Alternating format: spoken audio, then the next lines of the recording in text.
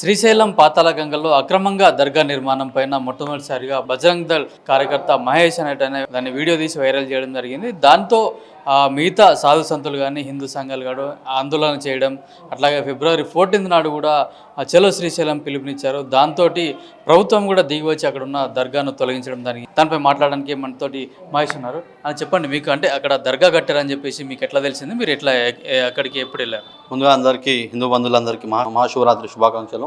నేను రెగ్యులర్గా శ్రీశైలం వెళ్తూనే ఉంటా, 6 మంత్స్కి 3 మంత్స్కి వెళ్తూనే ఉంటా.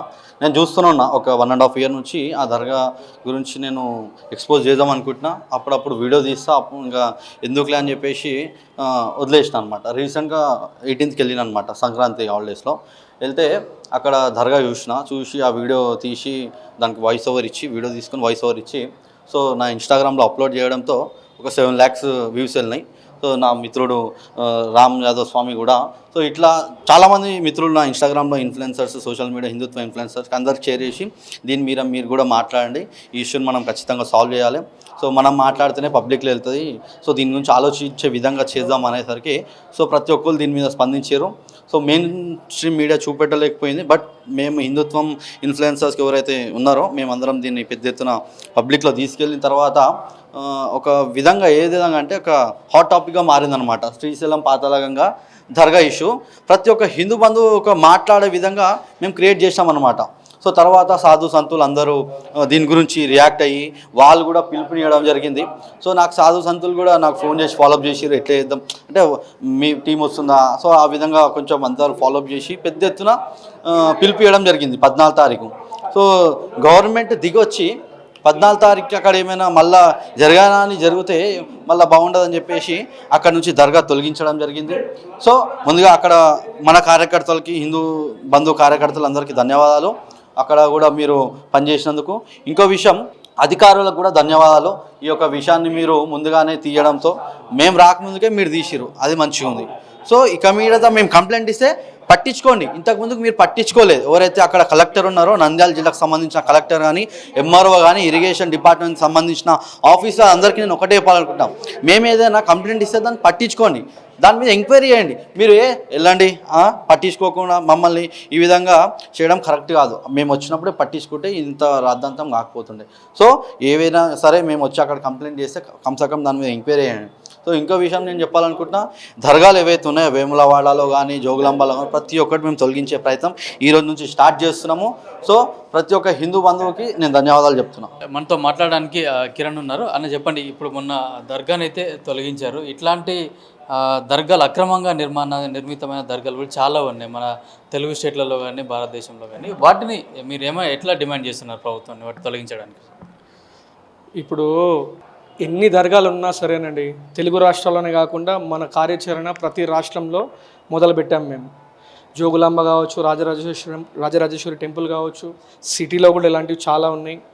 గడిచిన 2 నెలల ప్రాయంలోనే దాదాపు 7 నుంచి 8 గుళ్ళు గులగొట్టారు. మీకు అందరికీ తెలిసిన విషయమే. కాంగ్రెస్ వచ్చినప్పటి నుంచి దాదాపు ఒక 30-40 టెంపుల్స్ గులగొట్టేశారు. మనం కూడా ఇప్పుడు మెల్లమెల్లగా ఏం చేస్తున్నామంటే లీగల్ బ్యాటిల్ ఫైట్ చేస్తున్నాం. ఇప్పుడు దాదాపు 11 టీమ్స్కి పంపించినామండి. మీరు చూస్తే ఫస్ట్ మేము ఏపీ చీఫ్ జస్టిస్కి పంపించినాం, చీఫ్ మినిస్టర్కి పంపించినాం, డైరెక్టర్ జనరల్ డీజీపీ ఆఫీస్కి పంపించినాం, ఎండోమెంట్స్ డిపార్ట్మెంట్కి పంపించినాం, డిస్ట్రిక్ట్ కోర్ట్ నంద్యాలకి పంపించినాం. ఇట్లా చెప్పుకుంటూ పోతే 11 డిపార్ట్మెంట్లు ఉన్నాయి. వీళ్ళందరితో పాటు పిఎంఓ కూడా పంపించినాం. పిఎంఓ నుంచి మనకు రిప్లై వచ్చింది ఏమని, వాళ్ళు మళ్ళీ స్టేట్ సిఎంఓ బ్లాక్కి గ్రౌండ్ ఫ్లోర్ ఏపీ స్టేట్ సెక్రటేరియట్కి ట్రాన్స్ఫర్ చేశారు కేసుని. కాబట్టి మనం లీగల్గా ఫైట్ చేస్తే సాధించుకోవాల్సినది చాలా ఉంది. ఈ ఎంక్రోచ్మెంట్స్ కావచ్చు, టెంపుల్ డెమోలిషన్స్ కావచ్చు, ప్రతి విషయంలో హిందువులకి అన్యాయం చేస్తూనే ఉన్నారు. కాబట్టి ఇప్పుడు మన వాళ్ళందరూ మేల్కొన్నారు. కేవలం 2% జనాలు మేల్కోవడం వల్ల, ఈ యొక్క శక్తి ప్రదర్శన వల్ల 14వ తేదీ రోజు జరగాల్సినటువంటి కార్యక్రమాన్ని విరమించుకుంటున్నాం. మనమంతా సాధు సంతగణంతో పాటు మిగతా ప్రజలందరికీ కూడా విజ్ఞప్తి ఏంటంటే, మనకు కావాల్సింది వాళ్ళు చేశారు. అధికార యంత్రాంగం మొదట్లో మొండి చేసిన తర్వాత మన శక్తి ప్రదర్శన, మనందరి ఐక్య ప్రదర్శన వల్ల ఈ విజయం మనకు దక్కింది. అధికారులు అక్రమంగా కట్టే దర్గాలు ఏవైతే ఉన్నాయో వాటిని అడ్డుకోవాల్సిన అధికారులే ఎందుకు అడ్డుకోలేదు? మీరు వెళ్ళి కంప్లైంట్ చేసిన తర్వాత, ప్రెజర్ వచ్చిన తర్వాతనే తొలగించడం జరిగింది. అంటే ఎందుకు వాళ్ళు అట్లా ఉదాసీనత వైఖరిని వహిస్తున్నారు వాళ్ళు? ఎందుకంటే వీళ్ళందరిది ఒక లాంగ్ టర్మ్ ప్లాన్ ఉంది సార్. లాంగ్ టర్మ్ ప్లాన్ ఏంటంటే గజ్వాయ హిందూ ఈ ఎకోసిస్టంలో వీళ్ళంతా భాగస్వామ్యం అన్నమాట. గడిచిన 100 సంవత్సరాలలో మన దేశాన్ని 4 సార్లు ఖండించారా లేదా మీకు కూడా తెలుసు కదా. హిస్టారికల్గా నెహ్రూ లియాఖత్ ప్యాక్ట్ జరిగింది. దేశ విభజన అప్పుడు ఇక్కడున్న ముస్లిమ్స్ అందరూ అక్కడికి వెళ్ళాలని, అక్కడున్న హిందువులని ఇక్కడికి తీసుకురావాలని చెప్పి పాకిస్తాన్ గురించి చర్చ జరిగింది. గాంధీ గారు కూడా ఏమన్నారంటే, ఒకవేళ పాకిస్తాన్ని వివిసెక్ట్ చేస్తే అంటే విభజిస్తే గనక నా స్థానం పాకిస్తాన్లోనే అన్నాడు. నన్ను చంపినాకనే చేయాలి అన్నాడు ఆయన. ఇది నేను చెప్పట్లే, ఫ్రీడమ్ ఎట్ మిడ్ నైట్ అనే బుక్లో రాసింది. ఇది ఎవరు రాశారు? లారీ కాలిన్స్, డామినిక్ లాపియర్ అనే అమెరికన్ అండ్ ఫ్రెంచ్ ఆథర్స్. వీళ్ళు నేను చెప్తున్న విషయం కాదు, వీళ్ళు చెప్పిన విషయంలో చాలా స్పష్టంగా ఉంది గజ్వాయ హిందూ గురించి. ఇది లాంగ్ టర్మ్ ప్లాన్. అట్లాగే ఆఫ్ఘనిస్తాన్ని తీసుకున్నారు, ఇస్లామిక్ మత ప్రాతిపదికన. పాకిస్తాన్ని తీసుకున్నారు, బంగ్లాదేశ్ని తీసుకున్నారు. ఇప్పుడు కాశ్మీర్ని కూడా నేను ఒక దేశం అంటున్నాను. ఎందుకంటే అక్కడ మనది ఏం నడవదు, ఒక్క హిందూ కూడా లేడు. మొన్నటికి మొన్న పెహల్గాంలో 28 మందిని గుడ్డలుప్పదీసి చంపారు. మీ అందరికీ తెలిసిన విషయమే. ఆపరేషన్ సింధూర్ దాని గురించి చేసిరు కదా. కాబట్టి ఇది లాంగ్ టర్మ్ ప్లాను. ఇక మీదట హిందువులు మేల్కొన్నారు, ఈ ప్లాన్ ఎక్కువ రోజులు నడవదు. ఎందుకంటే ఇన్నేళ్ళు సోషల్ మీడియాకి ట్రాన్స్పరెన్సీ లేకుండే. ఇప్పుడు సోషల్ మీడియా, మీలాంటి మీడియా మిత్రులు, మీరు ఆహర్నిశలు కష్టపడడం వల్ల, మీ యొక్క పనితనం వల్ల ఇది ముందుకు వస్తుంది. మీడియా కూడా చాలా ప్రముఖ పాత్ర పోషిస్తుంది ఇందులో. కాబట్టి ప్రజలు మేల్కొన్నారు. ఇక మీదటి ఈ ఆటలు కొనసాగవు. ఈ ఎంక్రోచ్మెంట్స్, ఈ డెమలిషన్స్ అన్నీ ఆగాల్సిందే. హిందువులు మేల్కొన్నారు. అంటే ఇప్పుడు దేవాలయం మీద ఎవరైతే దాడులు చేస్తున్నారో వాళ్ళందరినీ పోలీసులు పట్టుకున్నప్పుడు వాళ్ళంతా మతస్థిపనం లేదు, వాళ్ళు పిచ్చోళ్ళు అని వాళ్ళకి చెప్పి ముద్ర వేసి వాళ్ళని కాపాడే ప్రయత్నాలు కూడా జరుగుతున్నాయి. దీనిపైన మీరు ఏం చేస్తారు? కంపల్సరీ, ఎందుకంటే ఇది లాంగ్ టర్మ్ ప్లాన్లో ఇది కూడా భాగమని చెప్పిన కదా. వాళ్ళు ఏం చేస్తారంటే, మీకు 6 ఏళ్ల క్రితం జరిగిన ఒక సంఘటన చెప్తా. ఇది అందరికీ తెలిసిందే, మళ్ళీ ఒకసారి మీకు గుర్తు చేస్తున్నా. ఒక RSS కార్యకర్త కోల్కత్తాలో ప్రెగ్నెంట్ భార్య ఉంది ఆయనకి. 9 నెలల గర్భిణి అని కూడా చూడకుండా కడుపు కోసి పిల్లగాన్ని బయటికి తీసి మరి కోసి చంపిర్రాలు. ఇది చేసి మిగతా 2 పిల్లలు ఉన్నారు, ఒక పాప ఒక బాబు. ఆ బాబుని పాపని కూడా చంపేసిర్రాలు. 10 ఏళ్ల ప్రాయంలో ఉన్న పిల్లలని. వీళ్ళని చంపిన తర్వాత భార్యని చంపిన తర్వాత లాస్ట్కి భర్తని చంపినాడు. వాణ్ణి కూడా పిచ్చోడని చెప్పింది. ఇదంతా మోదీజీ వచ్చిన తర్వాత జరిగిన విషయం నేను చెప్పేది మీకు. ఒక్కసారి ఆలోచించండి. పిచ్చోళ్ళు అయితే అంత క్రూరంగా బిహేవ్ చేస్తారు. ఇది మంచి ప్రశ్న అడిగారు మీరు అర్థం చేసుకోవాలి, ప్రజలు అర్థం చేసుకోవాలి. ఒక పిచ్చోడికి అటు దిక్కు ఇక్కడి దిక్కు ఎప్పుడు పోయినా సరే ఆయనకి గుడే కనిపిస్తుంది. వానికి RSS కూడా కనిపిస్తాడు, వాడికి పూజారే కనిపిస్తాడు. మన వరంగల్లో పూజారిని కొట్టి చంపిరుగా సాయిబాబా గుడిలా. అంటే పిచ్చోళ్ళందరూ హిందూ గుళ్ళని, హిందువులకి పనిచేసే RSS వాళ్ళని, వీళ్ళనే చంపడానికి, వీళ్ళనే టార్గెట్ చేయడానికి అంత ప్రెసిషన్ ఎక్కడి నుంచి వస్తుంది? ఇది మనం అందరం అర్థం చేసుకోవాలి. మనల్ని పిచ్చోళ్ళని చేస్తారు, వాళ్ళు పిచ్చోళ్ళని చెప్పి. వాళ్ళకు పిచ్చి లేదు, వాళ్ళు చాలా స్పష్టంగా ఉన్నారు. వాళ్ళ లాంగ్ టర్మ్ గోలు గజ్వాయే హింద్, ఇస్లామిక్ స్టేట్ని, భారతదేశాన్ని చేయడానికి ఇవన్నీ పనులు చేస్తున్నారు. దాన్ని ప్రజలందరూ అర్థం చేసుకొని ఇకనైనా రాజ్యాధికారం మన చేత తీసుకోవాలి. మన చేతిలో అంటే మనకు సపోర్ట్గా ఉండే ఎకోసిస్టమ్ని మనము గెలిపించుకోవాలి. మనందరి జీవితం బాగుండాలి అంటే మనం అందరం ఆలోచించాలి. ఎందుకంటే మనం ఎప్పుడైతే ఓటు నమ్ముకుంటున్నామో 5,000కో 10,000కో 2,000కో 1,000కో జీవితాంతం మనం ఇట్లనే సఫర్ అవుతాం. ఓటు నమ్ముకోవద్దు. ఒకవేళ మీకు డబ్బులు అవసరమైనా తీసుకొని మంచివాడిని గెలిపించండి. ఇదే మా విన్నపం.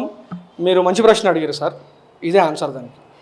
అంటే ఇప్పటికి కూడా కొందరు హిందువులు వేరే పార్టీలు, అంటే బీజేపీ, బజరంగ్ దళ్, హిందూ వాహిని, వీళ్ళు మాత్రం ఏదైనా దాడులు జరిగినప్పుడు కానీ బయటకు వస్తున్నాయి, కానీ వేరే వాళ్ళు కూడా ఎందుకు రావట్లేదు?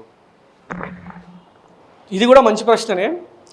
BJP, RSS, Bajrang Dal, VHP వీళ్ళే రియాక్ట్ అవ్వడానికి ముఖ్య కారణం ఏంటంటే భారతీయ జనతా పార్టీ యొక్క సిద్ధాంతం, మూల సిద్ధాంతం మనం అర్థం చేసుకుంటే, దీన్ని స్థాపించింది దీన్ దయాళ్ ఉపాధ్యాయ్, శ్యామప్రసాద్ ముఖర్జీ. వీళ్ళిద్దరూ మొట్టమొదట స్థాపించిన వ్యక్తులు. వీళ్ళ చరిత్ర కూడా మీరు గమనిస్తే ఇద్దరిని కూడా అనుమానాస్పదంగా చంపారు. దీన్ దయాళ్ ఉపాధ్యాయుని ట్రైన్లో చంపించి ఆయన శవాన్ని పట్టాల మీద వేసారు. తర్వాత శ్యామప్రసాద్ ముఖర్జీ దో దేశ్ దో జెండే దో నియం దో ఖాను హమారే దేశ్ మే నహీ చలేగా అని నినాదం ఇచ్చిన మొట్టమొదటి నాయకుడు శ్యామప్రసాద్ ముఖర్జీ. ఆయన వెళుతూ కాశ్మీర్కి వెళ్ళిండు. కాశ్మీర్కి వెళ్ళి అక్కడ ఉన్న పరిస్థితులను గమనించి మార్పు తీసుకొద్దామని వెళ్ళిండు. అక్కడ కూడా ఆయనను చంపేశారు. వీళ్ళు మొట్టమొదట స్థాపించిన పార్టీ ఇది బీజేపీ. కాబట్టి ఆర్ఎస్ఎస్, బీజేపీ వీళ్ళ సిద్ధాంతం ఏంటంటే భారతదేశం అస్తిత్వాన్ని, భారతదేశం మూల సిద్ధాంతం ఆధ్యాత్మికత, ప్రపంచం, పరోపకారం, ఇదం శరీరం అన్నటువంటి మన యొక్క లక్ష్యాన్ని ముందుకు తీసుకెళ్లడంలో వీళ్ళకి అర్థమైనంతగా మిగతా పార్టీలకు అర్థం కాదు. మిగతా పార్టీలు కేవలం ఓటు బ్యాంకు పాలిటిక్స్, ఎంతసేపు ఉన్నా ఓటు రాజకీయాలు తప్ప మా కుటుంబము, మా అన్న, మా చెల్లె. కాబట్టే 12 ఏళ్ల కేసీఆర్ లక్షల కోట్లు సంపాదించగలిగాడు. రేవంత్ రెడ్డి కూడా మీరు చూస్తారు ఎన్ని కోట్లు సంపాదించిండు. అక్కడ అరవింద్ కేజ్రీవాల్ ఎన్ని సంపాదించారు. వీళ్ళందరి చరిత్ర మీరు చూడండి. 10 ఏళ్లలో వీళ్ళ దగ్గర లక్షల కోట్లు వచ్చినాయండి. ఎట్లా వస్తాయండి లక్షల కోట్లు? మీరు అదే మోదీజీ దగ్గరికి, యోగిజీ దగ్గరికి వెళ్ళండి. సామాన్యులు, మీకంటే నాకంటే కూడా సామాన్యులుగా ఉంటారండి వాళ్ళు.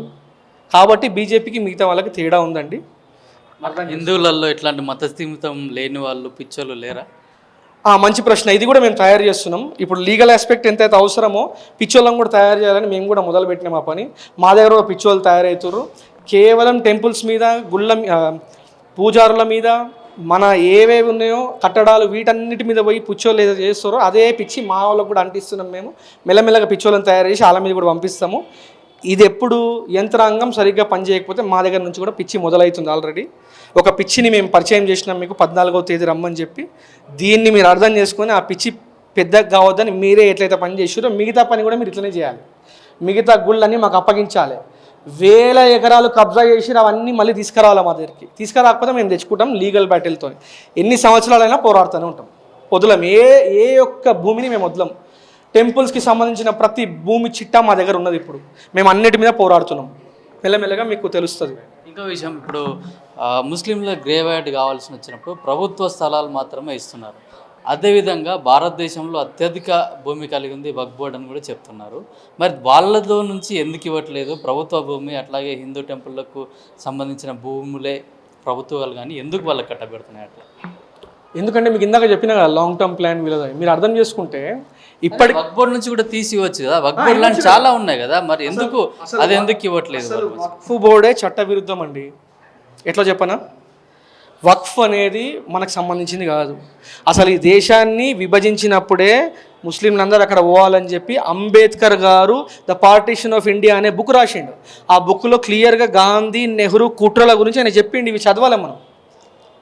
కాన్స్టిట్యూషన్కి ఏదైతే మూలకారకుడు ఉన్నాడో, ఏదైతే 7 జడ్జిల బెంచ్ ఉందో, ఈ బెంచ్లో ఆయన కూడా ముఖ్య సభ్యుడు కదా రాజేంద్ర ప్రసాద్ గారితో పాటు. వీళ్ళందరూ రాసిన విషయాలు మనం చదువుతలేం కాబట్టి ఇవన్నీ అర్థమవుతలేవు ఎవరికి. వాళ్ళు ఆల్రెడీ వాళ్ళకి సంబంధించిన పోర్షన్ ల్యాండ్ని వాళ్ళు తీసుకున్నారు. ఇప్పుడు ఇక్కడ కొంతమంది ఏదైతే మిగిలిరో వాళ్ళు ఈరోజు, అప్పుడు 3 కోట్లు ఉండే, ఈరోజు 40 కోట్లు అయ్యారు. 30 కోట్లు పెరిగిర్రు. 40 కోట్లు ఎట్లా అంటున్నా, 10 కోట్ల మంది ఇల్లీగల్గా మళ్ళీ మయన్మారు, బంగ్లాదేశు, ఆఫ్ఘనిస్తాను ఈ చోట నుంచి వస్తున్నటువంటి ఇల్లీగల్ ఇన్ఫిల్ట్రేటర్స్ మన దగ్గర ఎక్కువైపోయి వాళ్ళే 10 కోట్లు ఉన్నారు మన దేశంలో అక్రమంగా. ఇది చాలా పెద్ద ఫిగర్. కాబట్టి వక్ఫ్ అనేది చట్టవిరుద్ధం. దాన్ని కూడా తీయాల్సిందే. దాని మీద కూడా సెంట్రల్ గవర్నమెంట్ పనిచేస్తుంది మెల్లమెల్లగా.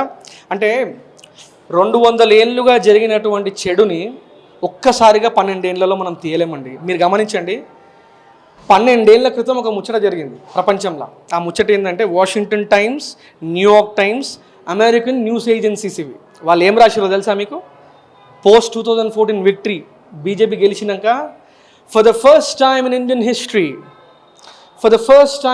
History government has been elected on their own. People of India have elected their own government అన్నారు. అంటే అప్పటి వరకు వాళ్ళ గవర్నమెంటే ఉన్నట్టుగా. అంటే క్లియర్గా అర్థమవుతుందిగా మనకి. మన వాళ్ళని చెప్తున్నటువంటి కాంగ్రెస్ వాళ్ళు మన వాళ్ళు కాదు. ఎందుకంటే ఏవో హ్యూమ్ అనే వ్యక్తి కాంగ్రెస్ని స్టార్ట్ చేసిండు. ఏవో హ్యూమ్, ఈ పేరు గుర్తుపెట్టుకోండి, మీరు కొడితే కూడా తెలుస్తుంది. కాంగ్రెస్ స్థాపించింది ఆయన 1830s ఎప్పుడో, కరెక్ట్గా డేట్ తెలియదు, బట్ 1830s 40s ఆ టైంలో స్టార్ట్ చేసిండు. 25 అనుకుంటా. ఆయన స్టార్ట్ చేసిన ఈ పార్టీ మనది అనుకొని మన హిందువులందరూ వాళ్ళకి పార్టీకి ఓట్లు వేయడం వల్ల ఈ దేశంలో ఇన్ని పరిస్థితులు. ఇన్నిసార్లు దేశాన్ని విభజించారు. ఇప్పుడు ఉన్న దేశాన్ని కూడా కబ్జా చేద్దామని చూస్తుర్రు. ఇది హిందువులు ఎంత త్వరగా అర్థం చేసుకుంటే మన దేశము, మన ధర్మము నిలబడుతుంది. లేకపోతే మన ప్రజలు కూడా బ్రతకరు. మనం అందరం శాంతియుతంగా బ్రతికే ప్రజలమండి. మనం ఎవరిని అక్రమంగా, అన్యాయంగా ఎవరిని కొట్టేవాళ్ళం కాదు, తిట్టేవాళ్ళం కాదు. ఇప్పుడు ఈ గుడి కోసము, మన గుడిలో మన కోసము మనం లీగల్ బ్యాటిల్ చేయాల్సిన పరిస్థితి అండి. అధికారులే వాళ్ళంతా వాళ్ళ పని వాళ్ళు కరెక్ట్ చేస్తే ఇరిగేషన్ డిపార్ట్మెంట్ పని సార్ ఇది. నదిలో ఎవరైనా సమాధి కడతారా సార్? మీరే చెప్పండి. నదిలో సమాధి ఎట్లా వస్తుందని ఇరిగేషన్ డిపార్ట్మెంట్లో ఎక్కడైనా అడిగుంటే ఈ పరిస్థితి వచ్చేదే సార్? చెప్పండి మీరే. నదిలో పాతాళ గంగలో ఆర్డీఓ గారు ఏమంటున్నారు, ఆవిడ ఫోన్ మాట్లాడితే టెంపుల్కి సంబంధించిన విషయం కాదు ఇది అంటున్నారండి. టెంపుల్కి వచ్చే సాధు సంతులు కానీ సామాన్య ప్రజలు కానీ మీరే చెప్పండి. మీరు టెంపుల్కి వెళ్ళి ఉంటారుగా, పాతాళ గంగలో స్నానం చేయకుండా వచ్చారా మీరు శ్రీశైలం వెళ్తే పాతాళ గంగలో స్నానం చేస్తాం. పాతాళ గంగ ఎవరిదండి? శ్రీశైలం యాజమాన్యం బాధ్యత వహించాలి కదా, ఇది మా సమస్య కాదన్నారండి వాళ్ళు. కాబట్టి ఇట్లాంటివి చాలా ఉన్నాయి సార్. మనం మెల్లిమెల్లిగా వీటన్నిటిని పరిష్కరించుకుందాం, అందరం సహకరించుకొని హిందువులందరం జాగ్రత్తగా మన దేశాన్ని మనం కాపాడుకోవాలి సార్. ఎందుకంటే ప్రపంచంలో మీకు ఆల్రెడీ చెప్పిన హిందూ దేశం ఒక్కడి కూడా లేదు. కాబట్టి హిందూ దేశాన్ని హిందూ రాష్ట్రంగా ప్రకటించుకోవాలి. దీనికి ఒకటే సొల్యూషన్. ఇక్కడ హిందూ రాష్ట్రం ఏర్పడినాక కూడా మనం ఎవరిని చంపడం మన డిఎన్ఏలో లేదు. ఇప్పటివరకు చరిత్రలో మనము దాడికి ప్రతిదాడి చేసినాం, కానీ మనంతలో మనం దాడి చేసి ఇన్వేడ్ చేసిన ఒక్క చరిత్ర కూడా లేదు. అలెగ్జాండర్ ద గ్రేట్ వచ్చినప్పుడు కూడా పురుషోత్తముడు ఓడించాడు తప్ప ఆయనంతలో ఆయన రానిచ్చారు. రావద్దని ఎప్పుడు అనలే. వచ్చాడు, ఓడాడు, వెళ్ళాడు, చంపలేదు ఆయనని.